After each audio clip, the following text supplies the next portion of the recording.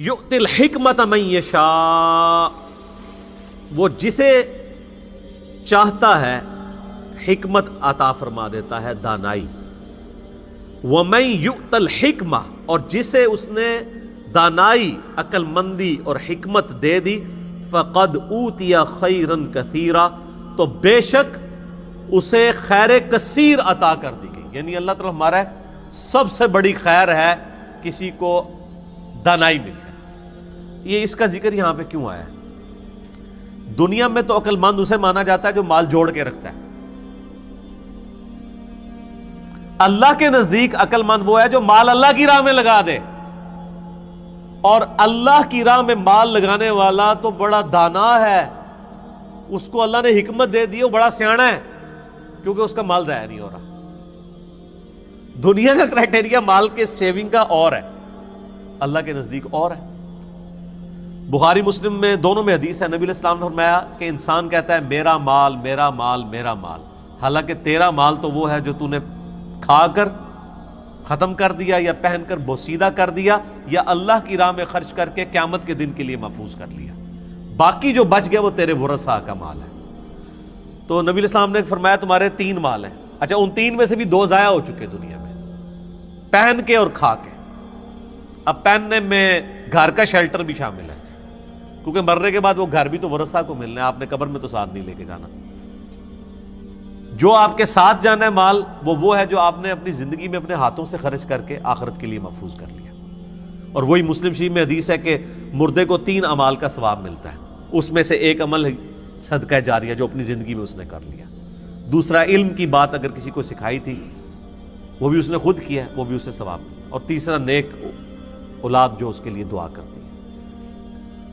اور پھر بخاری مسلم کی وہ حدیث کہ انسان کے 3 دوست ہیں جن میں سے 2 قبر سے باہر رہ جاتے ہیں اور ایک ہی قبر میں ساتھ جاتا ہے، اس کے رشتہ دار اور مال باہر رہ جاتا ہے اور اعمال ساتھ جاتے ہیں، اور اعمال میں آپ کے سارے اعمال ساتھ جائیں گے، آپ کے وہ والا مال بھی آپ کا ساتھ جا رہا ہے جو آپ نے اللہ کے لیے خرچ کر لیا، جو نہیں کیا تھا وہ پیچھے رہ گیا۔ تو اللہ تعالیٰ ہمارے عقل مند تو وہ ہے نا، اصل میں یہ اس کو جوڑا اس کے ساتھ گیا ہے کہ عقل مند وہ ہے جو اللہ کی راہ میں خرچ کر کے ہمیشہ کے لیے محفوظ کر لیتا ہے، جسے حکمت وہ چاہتا ہے عطا فرماتا ہے، اور جسے حکمت دی گئی اسے خیر کثیر دی گئی۔ وما یذکر الا اولو الالباب، اور نصیحت تو نہیں قبول کرتے مگر عقل مند لوگ۔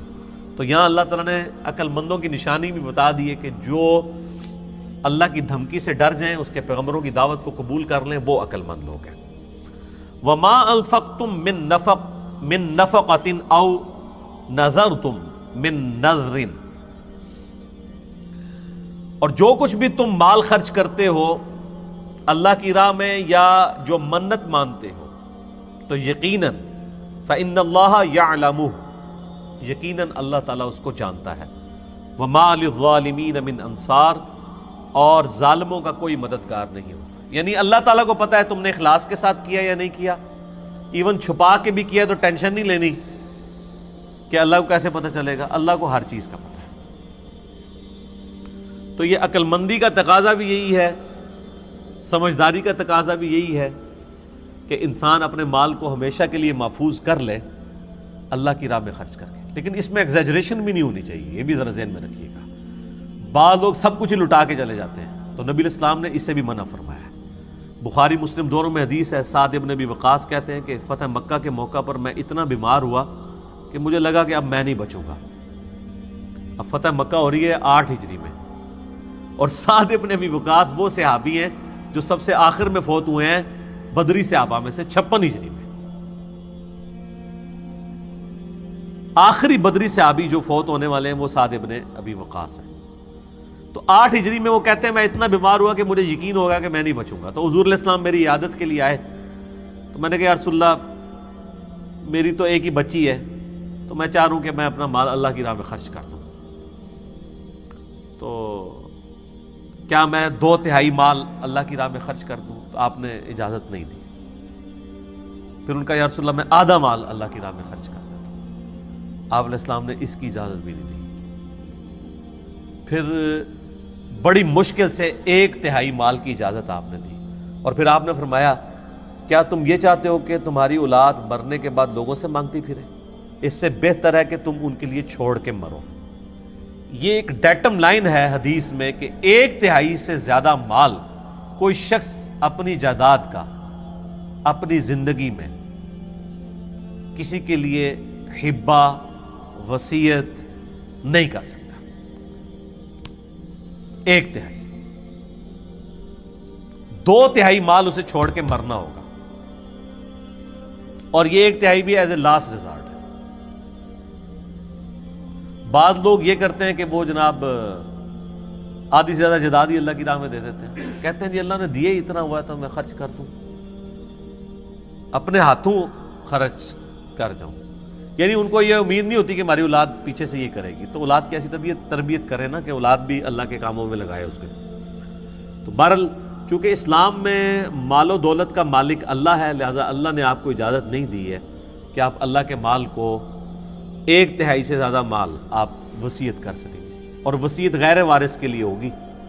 وصیت یہ ہوتی ہے کہ میرے مرنے کے بعد فلاں کو ملے، وہ وارث کو نہیں آپ کر سکتے، کیونکہ وارث کو وہی ملنا ہے جو آپ کے وراثت کے قوانین آئے ہیں سورہ نساء کے اندر۔ ہاں ہبہ آپ اپنی زندگی میں کر سکتے ہیں، وارث کو بھی کر سکتے ہیں، لیکن وہ اپنی زندگی میں اپنے ہاتھوں سے دینا ہوگا، لیکن اپنی زندگی میں وراثت آپ تقسیم نہیں کر سکتے، کیونکہ یہ تو پتہ ہی نہیں پہلے کس نے مرنا ہے۔ یہ تو سعد ابن ابی وقاص کو نہیں پتا انہوں نے مر جانا ہے کہ نہیں مرنا، تو آپ کو کیسے پتہ ہے؟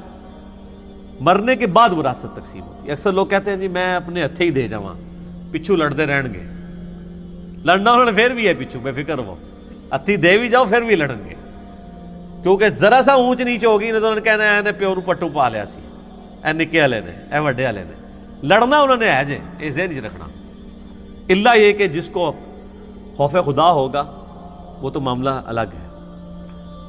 تو اللہ تبارک و تعالیٰ اس چیز کو ناپسند کرتا ہے کہ کوئی شخص جو ہے وہ سارا مال ہی اللہ کی راہ میں لوٹا دے اور پھر پچھلے جو ہیں وہ مانگتے پھریں۔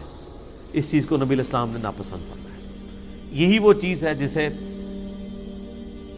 دین کی سمجھ بوجھ کا نام دیا گیا ہے، جو بخاری اور مسلم دونوں میں حدیث ہے، اللہ تعالیٰ جس کے ساتھ بھلائی کا ارادہ فرماتا ہے اسے دین کی فقہ عطا فرما دیتا ہے، اور اللہ عطا فرماتا ہے میں تقسیم کرتا ہوں، یعنی علم دین اللہ نے عطا فرمایا، تقسیم میرے ذریعے ہوتا ہے۔ یہ آدھی حدیث وہ بریلوی کوٹ کرتے ہیں نا کہ رزق بھی جو ہے وہ اللہ دیتا ہے اور نبی علیہ السلام تقسیم کرتے ہیں، یہ دین کے علم کی بات ہو رہی ہے، ظاہر دین تو ہم نبی علیہ السلام سے ہی سیکھیں گے۔